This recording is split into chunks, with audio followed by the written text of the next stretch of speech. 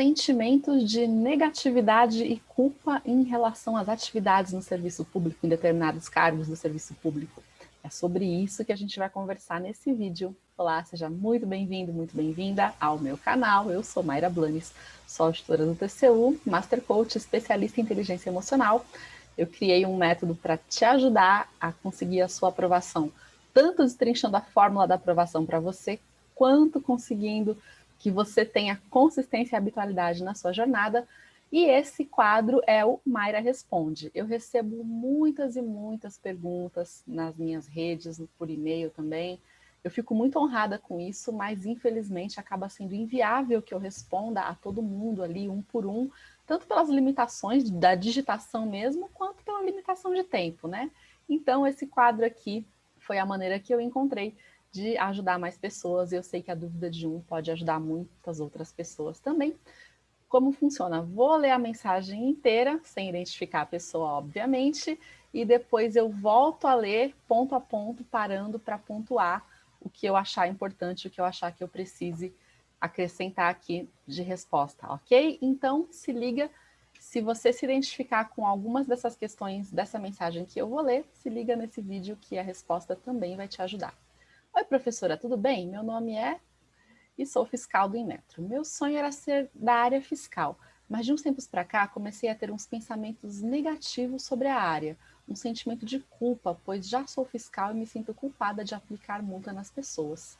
Ao conhecê-la, comecei a me interessar pela área de controle, que na minha opinião é uma área muito nobre, mas novamente os pensamentos ruins tomam conta de mim. Penso na impunidade, nas interferências políticas no trabalho, enfim. Estou acompanhando você no Estratégia Cast, estou seguindo suas dicas. Peço que me dê uma orientação para eu aprender a lidar com o sentimento de culpa e negativismo. Então, aqui tem um padrão bem identificado mesmo de culpa e negativismo, e eu já vou explicar melhor o que eu quero dizer com isso. Vamos lá, vamos relendo aqui ponto a ponto da mensagem, e aí eu vou respondendo o que eu acho aqui pertinente e necessário. Meu sonho era ser da área fiscal, mas de uns tempos para cá comecei a ter uns pensamentos negativos sobre a área, um sentimento de culpa, pois já sou fiscal e me sinto culpada de aplicar multas nas pessoas. Olha só, quando a gente vai definir o nosso foco, que o foco inclusive é o primeiro elemento da fórmula da aprovação, só para contextualizar, eu sempre gosto de fazer isso, eu sei que tem sempre chegando pessoas novas aqui no canal, vou falar bem rapidinho a fórmula da aprovação, e fórmula no sentido de a junção de elementos que dá um resultado. Não vem com fórmula mágica, não vem achar que é nada desse tipo não, beleza? A gente precisa sim fazer a nossa parte e estudar bastante. Mas o foco, então, que é o primeiro elemento da fórmula. A fórmula é foco, que tem a ver com você saber identificar a área que você vai escolher para estudar e os concursos que vão ser oportunidades para você. A preparação, que diz respeito a tudo relativo ao estudo em si, desde o planejamento, escolha do material, o estudo propriamente dito, técnicas de prova, enfim. E o emocional, que é o terceiro elemento, que tem bastante disso aqui nessa pergunta também, a gente já vai falar mais sobre isso. Mas aqui essa primeira parte tem bastante a ver com foco. Quando eu explico para os meus alunos sobre foco, e lá no Passar Sempre Área a gente tem um módulo inteirinho só para falar sobre isso, eu falo da importância da gente escolher um cargo, uma função, que não tenha nada que seja muito agressivo a algum valor nosso, algo que seja muito importante para nós. Então, tem exemplos que parecem extremos, mas eles são verdadeiros, né? Por exemplo, de pessoas que não detestam violência, arma e fazem concurso para a polícia porque acham que tem muita vaga, que vai ser mais fácil. Eu já conheci casos, inclusive, de uma pessoa que passou para juíza e não deu conta da pressão de decidir, né? A decisão dela tinha um efeito ali real na vida das pessoas. Ela falava, por um processo aqui, por um pedaço de papel, como é que eu vou saber a realidade? Então ela acabou pedindo recondução para outro cargo que ela ocupava antes. Tem um caso também que eu sempre comento de uma amiga minha, esse é o caso real, e eu estou comentando porque ela conta sobre isso também, não é nenhum segredo, que ela era a FT, né, a Auditora Fiscal do Trabalho, e não se adaptava com as atividades, sofria muito ali naquela coisa de fiscalização de mão de obra em condições escravas e tudo, e começou a ter problemas de saúde, adoecer, e acabou pedindo exoneração. Hoje ela é coach, feliz da vida, atende os clientes dela na praia, outro nível de vida, fazendo o que ela realmente queria. Então tem esse ponto de algo muito extremo que vai ser contra os meus valores ou contra algo que é muito, muito importante para mim. Mas também tem o outro lado de você tomar cuidado para não achar problema em tudo, sabe? Que parece que é o que está acontecendo aqui, né? No mundo ideal, a gente encontraria um cargo que é exatamente assim, serve como uma luva nas nossas aspirações, que aproveita as nossas habilidades, que a gente se realiza ali em fazê-lo. Só que no serviço público isso acaba não sendo a regra e nem precisa ser, ok? Eu quero até te libertar desse peso. Você não precisa achar que você tem que ter uma vocação para ser auditor da Receita, auditor do TCU, policial. Policial já é um pouco mais delicado, né? Mas, enfim, trabalhar em tribunais. Você precisa não ter algo muito, muito, muito agressivo a você, aos seus valores, enfim. Agora, cuidado com esse outro lado dessa vocação maravilhosa de se realizar plenamente. É claro, quanto mais a gente se identifica com o órgão, com as atribuições, melhor. No meu caso mesmo, eu comecei lá no comecinho mesmo, estudando para a Receita Federal, mas tributo não é um tema que eu gosto, algo que nunca me empolgou. Eu tenho certeza que eu não gostaria de trabalhar com isso, e tanto que quando eu conheci o TCU, eu mudei o foco, mas mudei de forma consciente de uma vez só, porque eu me identifiquei muito mais com essa nova área do TCU do que eu me identificava com a área tributária. Mas quer dizer que se eu não descobrisse o TCU, se não existisse o TCU, se só existisse a área fiscal, e a decisão que eu tomei inicialmente de prestar concurso, que foi pela condição de vida que eu teria como servidora pública, claro que sempre tive em mente fazer o meu trabalho o melhor possível, mas a minha decisão final foi pensando em, beleza, que vida que eu quero ter, como é que eu vou fazer isso, e o serviço público foi uma opção que eu visualizei. Se eu tivesse prestado e passado para a auditora da Receita, eu não acredito que a minha vida teria sido ruim. É claro que ela é melhor no Tribunal de Contas da União, porque lá eu me identifico mais com as atribuições. Eu gosto de escrever, e eu faço muita instrução de processo. É como se fosse você colocar o seu parecer ali, né, no processo, de como você acha que o seu processo deve ser julgado. Você passa, os ministros vão ler aquela sua peça. Eu gosto muito dessa parte de você destrinchar uma situação jurídica, encontrar ali, construir uma tese. Eu gosto disso. Talvez eu não gostasse tanto lá na Receita, mas isso não quer dizer que eu fosse ser infeliz. Então, percebe? Não fique com esse preciosismo de encontrar assim, nossa, vocação absoluta. Se você procura uma vocação absoluta, talvez ela não esteja no serviço público. E eu não quero dizer que todo mundo é obrigado a encontrar isso, sabe? O que aconteceu comigo, eu acho que eu já contei aqui em alguns vídeos, nas lives com certeza eu já falei, mas né, vamos lá. Esse vídeo aqui eu acabo trazendo um pouco da minha vivência para ajudar a ilustrar e exemplificar os pontos que eu quero trazer. O que acabou acontecendo comigo, depois que eu passei a segunda vez no TCU, é que eu encontrei o que eu realmente amo fazer de verdade, que é o coaching, que é lidar com inteligência emocional, que é ajudar vocês a superarem esses obstáculos para conseguirem alcançar o cargo dos sonhos de vocês também, assim como eu alcancei o meu. Só que isso não quer dizer que eu sou infeliz no TCU ou que eu seria infeliz em outros cargos. Trabalhei no INSS, trabalhei no Supremo, dentro da área administrativa.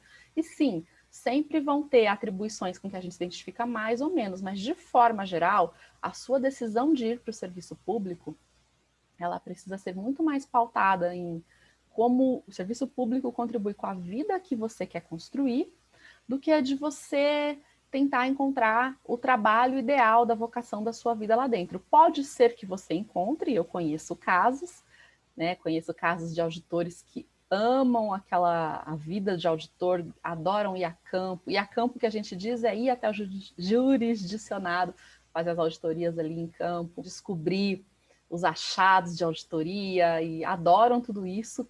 E conheço pessoas que fazem bem feito, mas aquilo não é uma coisa assim de, nossa, a vocação da vida, fazem e têm uma vida satisfatória com as condições que o serviço público proporciona para outras coisas. Então, tem os seus horários de trabalho ali respeitados para poder dedicar outras horas do dia para atividades que eles querem fazer, dedicar tempo para a família, poder tirar suas férias com tranquilidade e tudo isso. Eu sou esse segundo caso. Eu faço bem feito o meu trabalho, mas o que me realiza a minha vocação de verdade não é o controle. Eu gosto do controle, mas o que me realiza de verdade é isso daqui, é falar com vocês sobre inteligência emocional, é ajudar os meus alunos, enfim, essa é a parte que realmente eu amo.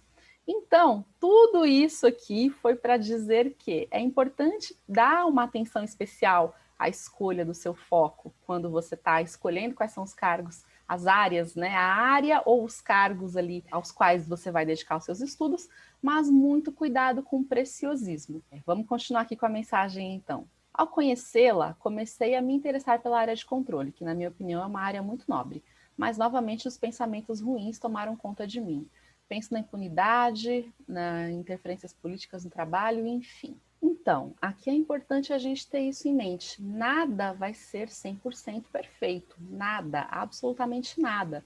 A nossa mente, às vezes, constrói uns ideais de perfeição, né?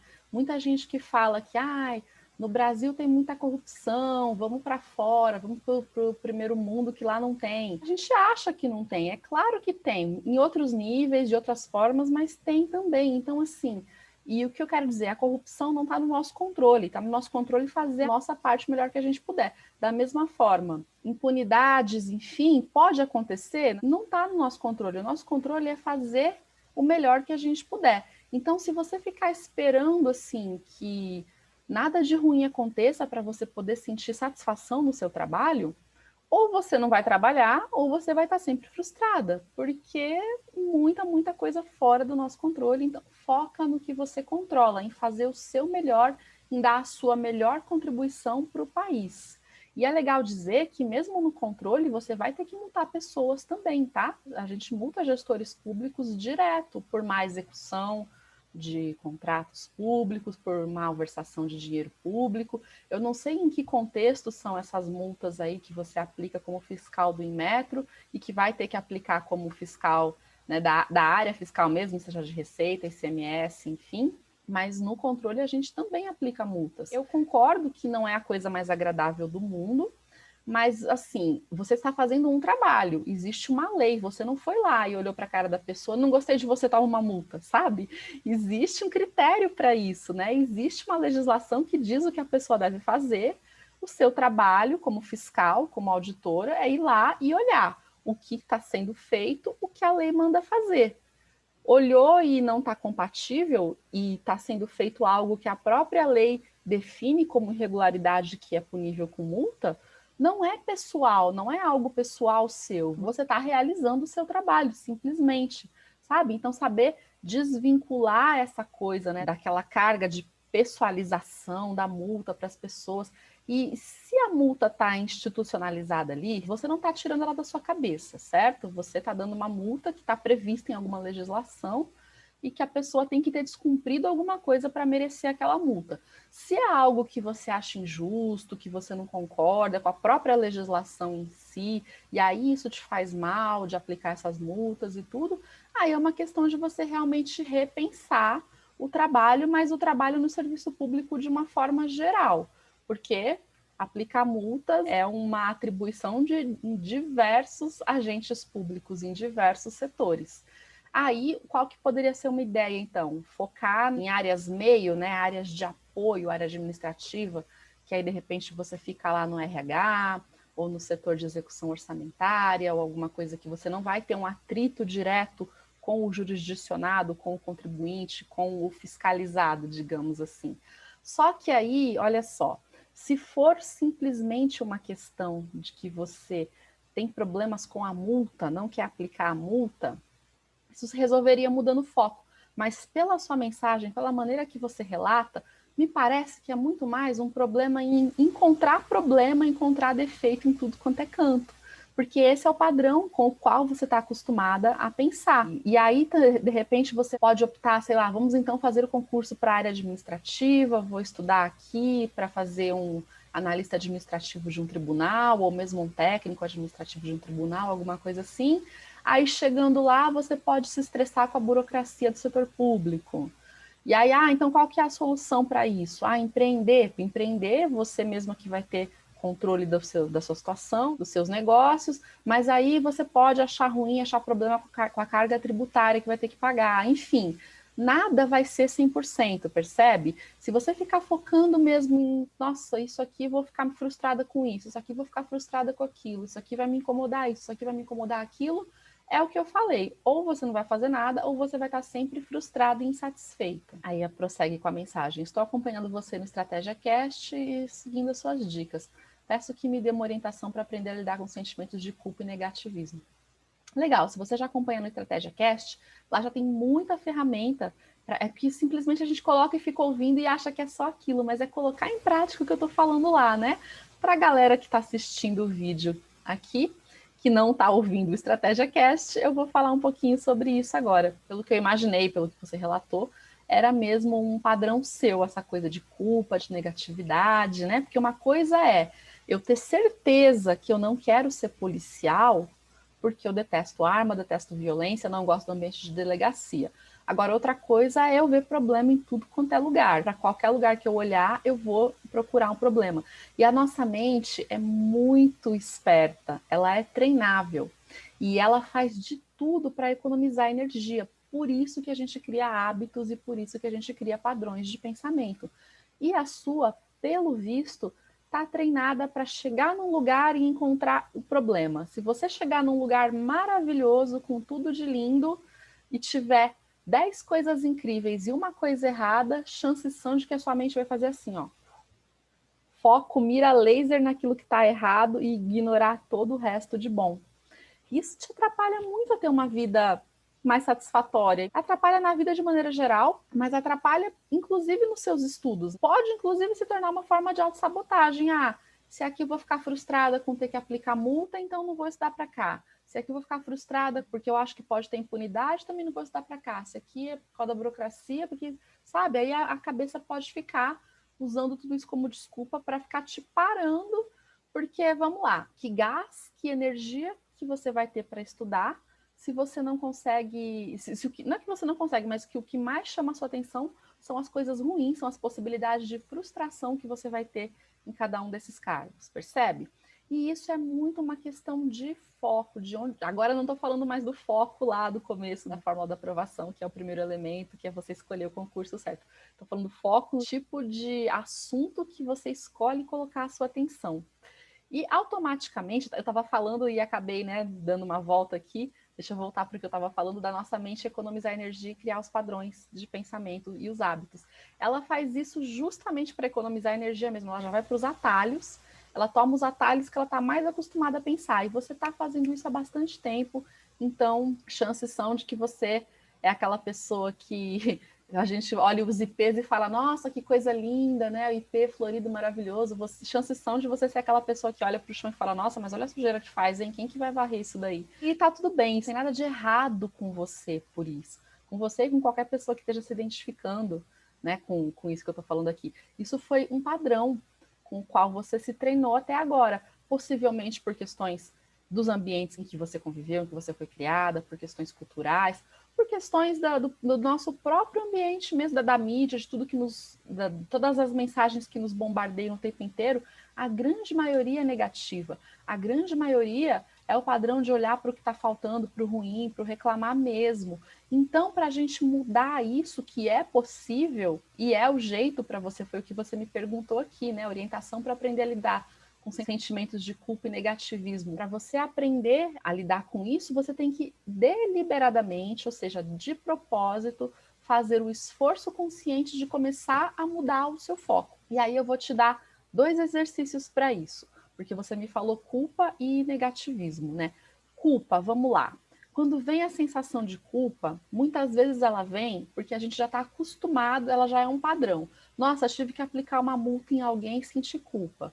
Não importa se aquela pessoa estava totalmente errada, você disse que é do em metro, né? Estava fazendo, de repente, um brinquedo para criança pequena, totalmente fora dos padrões de qualidade, que a criança pode, sei lá, aquilo pode ser tóxico para ela, ou ela pode engolir pecinhas, se machucar, enfim. Às vezes a pessoa está totalmente errada e você vai lá, tem que aplicar a multa e sente culpa. De novo, né? Você não me deu aqui contexto, eu não sei em que contexto são essas multas e essa culpa que você sente. Eu não sei se você acha injusto ou se você simplesmente não gosta da sensação de ter que aplicar uma multa para alguém, mas quando vier a culpa, seja por essa questão das multas, seja por qualquer outra questão, você percebeu que está se sentindo culpada, o primeiro ponto é parar e observar de onde está vindo esse sentimento, é racionalizar mesmo por que eu estou sentindo essa culpa.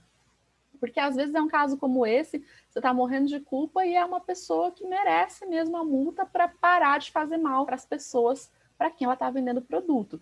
E aí racionaliza isso. Ah, se for um caso desse, ó, percebe que eu estou sentindo uma culpa aqui no fundo não tem uma razão de ser? Ou então, não veio nada muito específico, é só uma pessoa que descumpriu um regulamento X lá, que eu nem acho tão justo assim, nem acho que faz tanta diferença assim, mas a lei diz que se ela descumprir isso, ela vai ter que levar uma multa. Mas beleza, por que eu estou sentindo culpa se eu não estou fazendo isso pessoalmente para a pessoa, eu estou apenas fazendo o meu trabalho? E aí você pode se lembrar do princípio da impessoalidade da administração pública. Não é você, a pessoa física, você que está lá imputando o fiscalizado com a multa, percebe? Então, assim, racionaliza e pensa mesmo dessa maneira.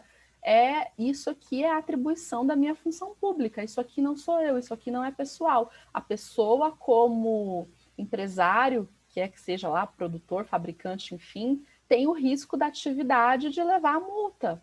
E eu descumpriu, eu estou aqui unicamente cumprindo uma função que está prevista em lei.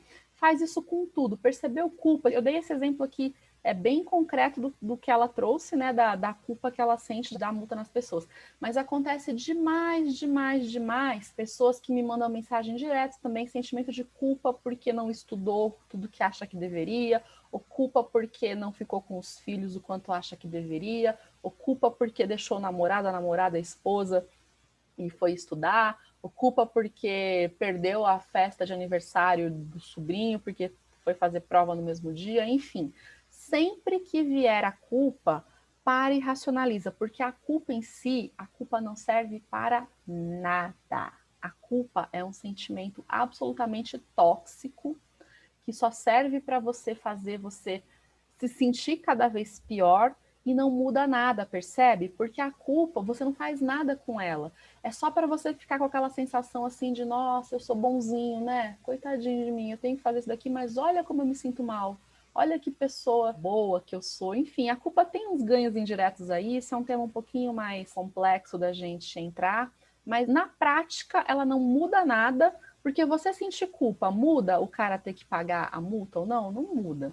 Você sentir culpa muda que você não estudou o quanto deveria? Não muda, só que faz você ficar, nossa, como eu me senti mal, eu não estudei, olha só, pega esse raciocínio aqui. Eu não estudei, eu sinto culpa, com a culpa eu me sinto muito mal, portanto, tá pago. Eu não estudei, mas olha como eu tô me sentindo mal. Eu já paguei um preço por aquilo, percebe? Só que eu me sentir mal não muda o resultado, não faz com que eu adquira conhecimento. O que faz com que eu adquira conhecimento é eu sentar e estudar. Então, lidar com a culpa, aprender a lidar com a culpa, é uma das melhores coisas que você pode fazer pelo teu emocional, pela tua inteligência emocional.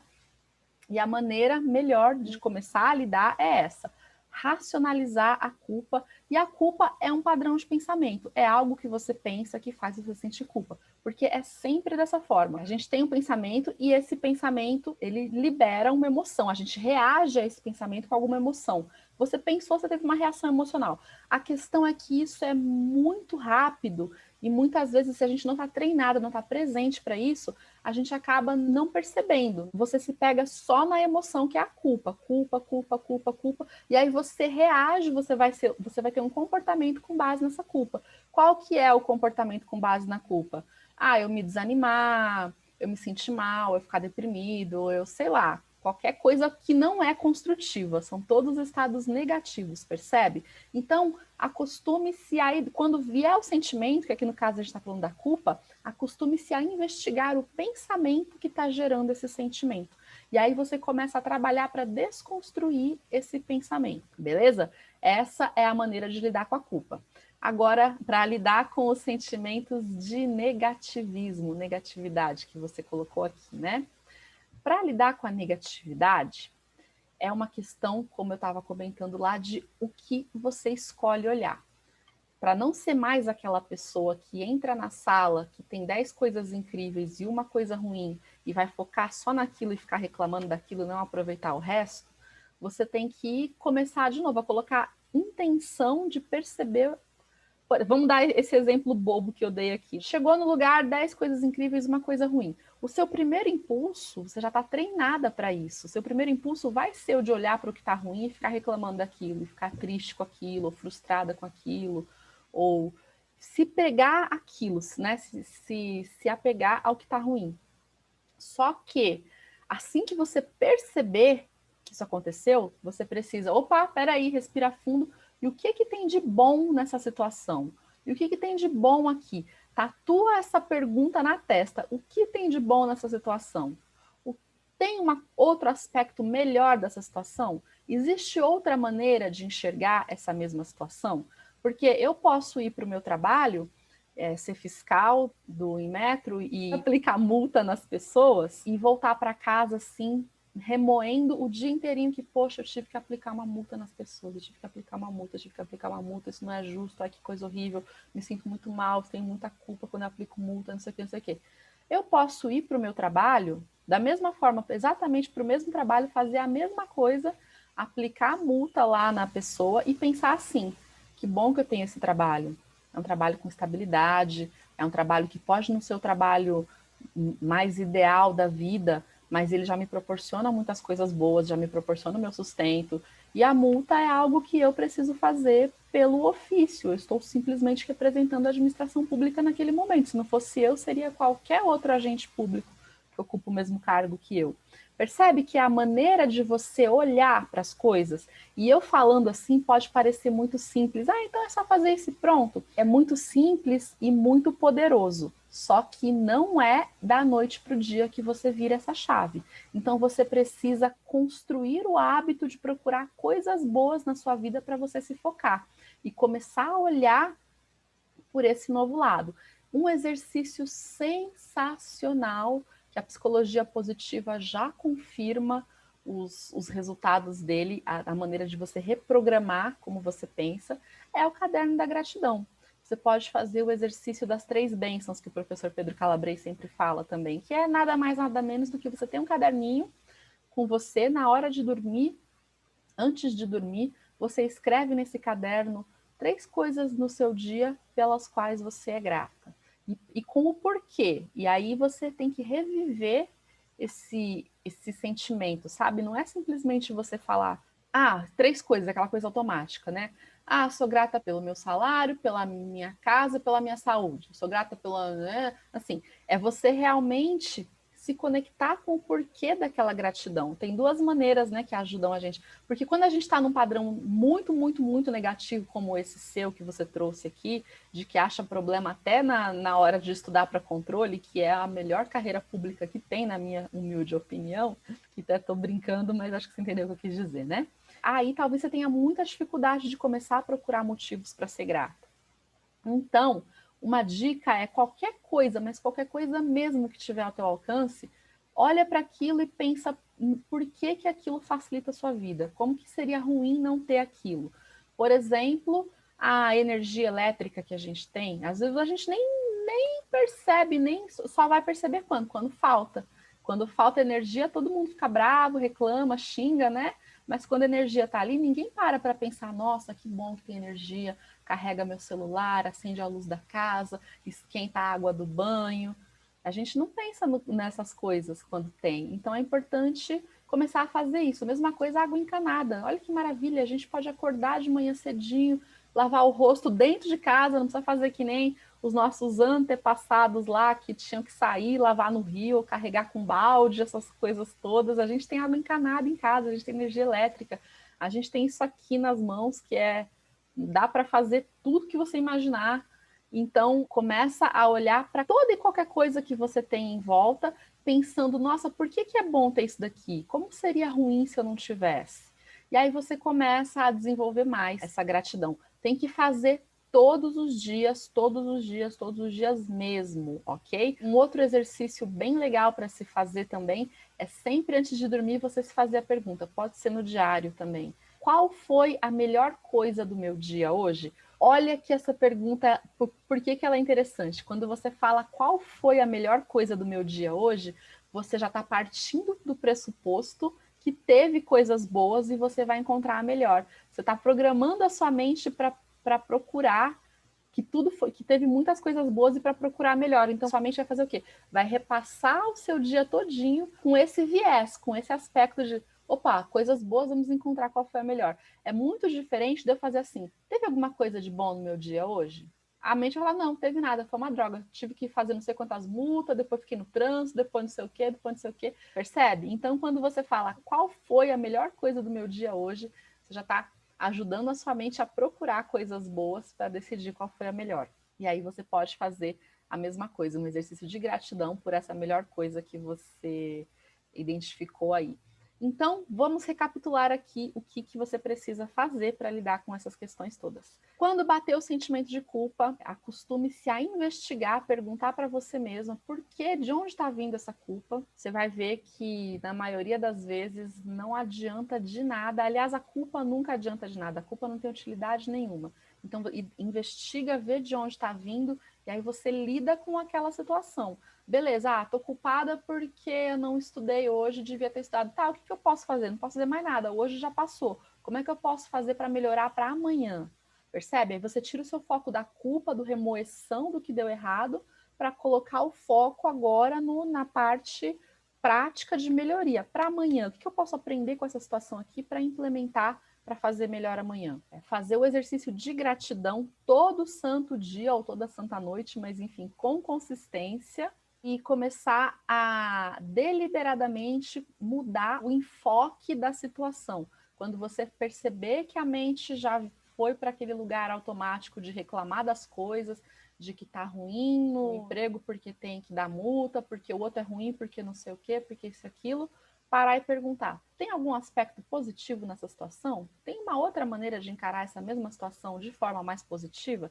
E começar a procurar isso. Você vai virar essa chave com muito treino, deliberadamente colocando consistência nisso, porque o seu padrão automático vai ser voltar para o negativo. Então, se você de verdade não quiser se empenhar para fazer esses exercícios, vai ser muito difícil colocar eles em prática. Então, saber é uma coisa, aplicar é outra. Tanto que você mesma disse que já ouviu o Estratégia Cast, que tem essas ferramentas que eu estou te dizendo aqui, e outras até, e está fazendo essa pergunta aqui, né, agora diretamente. Não tem nenhum problema você fazer a pergunta, que bom que você está buscando ajuda, mas isso é um ponto de alerta para mim. Não adianta a gente simplesmente saber uma informação, ter a informação.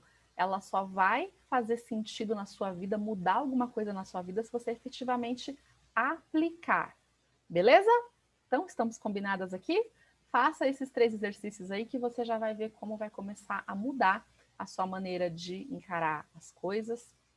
E com isso, ai, Mayra, para que eu quero ser mais positiva, né? Ela não trouxe essa pergunta. Talvez você que esteja me assistindo possa pensar, para que ser positiva? Eu posso ser negativo e ter os mesmos resultados, ou aquela grande frase, né? Eu não sou pessimista, eu sou realista, não sei o quê. Só que, na verdade, não. Quanto mais a gente trabalha esses focos de olhar para os aspectos bons da situação, de procurar o que está dando certo, de procurar mudar o nosso enfoque, a nossa maneira de ver, a gente ganha muito mais energia, energia de realização mesmo. Então, se você que está aqui me assistindo, muito provavelmente está estudando para concurso, se você treina essa nova maneira de pensar e de olhar para as coisas que podem dar certo e que são boas, em vez de ficar só focando nos problemas, no que pode dar errado e na culpa, você libera muita energia para estudar com mais gás, com mais garra, e o seu estudo vai render muito mais, eu tenho certeza disso. Então, se você gostou desse vídeo, se esse vídeo te ajudou de alguma forma, eu te convido a compartilhar ele com outras pessoas, se inscrever aqui no canal, caso você ainda não esteja inscrito, clicar no sininho aqui para receber as notificações de quando eu postar novos vídeos. E se você também quer que eu responda a sua pergunta aqui no Mayra Responde, manda a sua pergunta para contato@passarsempirar.com.br com o título do e-mail Mayra Responde YouTube. E a minha equipe vai selecionar algumas mensagens. Eu pretendo continuar gravando esse quadro aqui, porque eu tenho recebido mensagens que eu acho que vale a pena, tanto para ajudar a própria pessoa que mandou, quanto para outras pessoas que podem assistir também, porque a dúvida de um, a dificuldade de um, com certeza é a dificuldade de muitos. Um grande abraço para você, excelentes estudos, foco na gratidão, foco nas coisas boas, foco no aspecto positivo, e eu te vejo no próximo vídeo. Até mais!